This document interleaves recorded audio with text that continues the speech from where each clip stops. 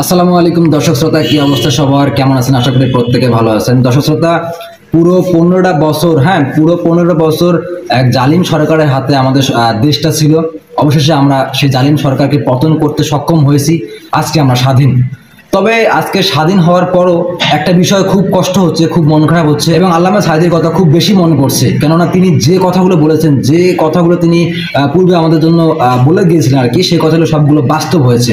তিনি বলেছিলেন যে সময় আসবে এমন, ইন্দুরের গর্ত পাবো না পালাবার। সেই কথাটা কিন্তু বাস্তব। যারা মানুষের উপরে জুলুম করছো, আলেমদেরকে ধরতেছো, মুসল্লিদেরকে ধরে ধরে জেলে ঢুকাচ্ছ, সময় আসবে এমন, ইন্দুরের গর্ত পাবো না পালাবার জন্য।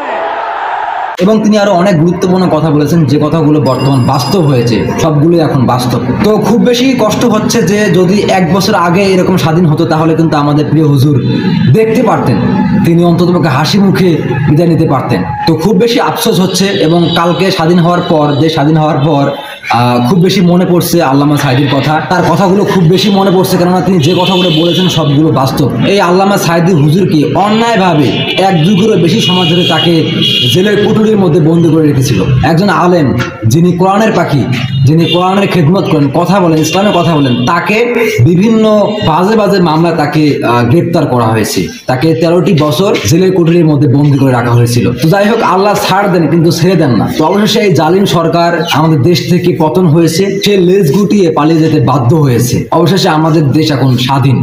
এখন আমাদের দেশ স্বৈরাচারী সরকার থেকে মুক্ত। এখন আমরা স্বাধীন, এখন আমরা স্বাধীনভাবে বাঁচতে পারবো, স্বাধীনভাবে কথা বলতে পারবো। তো যাই হোক, দর্শক শ্রোতা, খুব বেশি মনে পড়তেছে আল্লামা সাঈদীকে।